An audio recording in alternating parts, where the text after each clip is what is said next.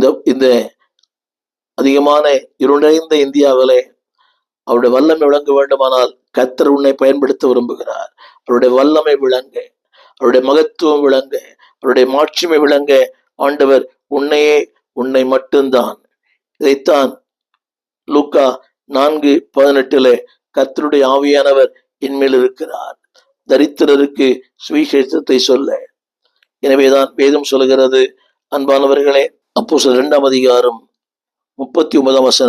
அதில் சொல்லப்பட்டிருக்கிறது, வாக்குத்தத்தமானது உங்களுக்கும் உங்கள் பிள்ளைகளுக்கும் தம்முடைய தேவனாகிய கர்த்தர் வரவழைக்கும் தூரத்துள்ள யாவருக்கும் உண்டாயிருக்கிறது. என்ன வாக்குத்தத்தம்? மண்பாண்டத்திலே இந்த பொக்கிஷம்.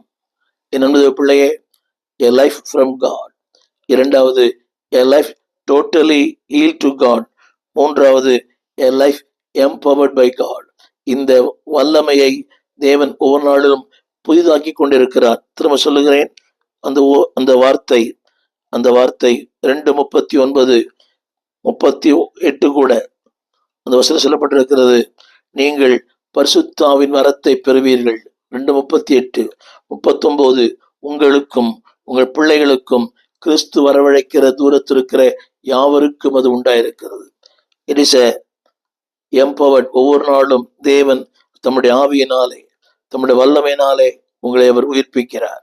ஏனென்றால் வார்த்தையை பேச, வார்த்தையை வெளிப்படுத்த உங்கள் மூலமாய் அன்பானவர்களே இந்த பரந்த இந்தியாவிற்கு ஒரு வெளிச்சம் வர. எனவேதான் God wants to manifest His power in you and through you. நான்காவதாக, a life unwavering faith in God. அந்த வல்லமை எது தெரியுமா? அந்த வல்லமை எல்லா நேரங்களிலும், எல்லா வாழ்க்கை என்பது ஒரே மாதிரி அல்ல. போராட்டம், பிரச்சனை, பாடுகள். அந்த வார்த்தை இப்படி சொல்கிறது, அன்வேவரிங். 8 2 கொரிந்தியர் 4:8, எப்பக்கத்தில் நெருக்கப்பட்டாலும். இரண்டாவது, கலக்கமடையும் போது, துன்பப்படுத்தப்படும் போது, கீழே தள்ளப்படும் போது. Unwavering life, அசைக்கப்படாத.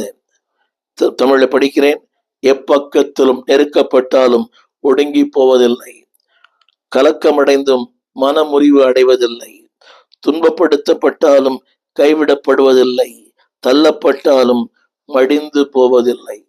என்னை கேட்டுக்கொண்டிருக்கிற அன்புதேவ பிள்ளையே, a life without unwavering faith. எல்லா நேரங்களிலேயும் அசைக்கப்பட முடியாத ஒரு வாழ்க்கை, எந்த சூழ்நிலையிலும்.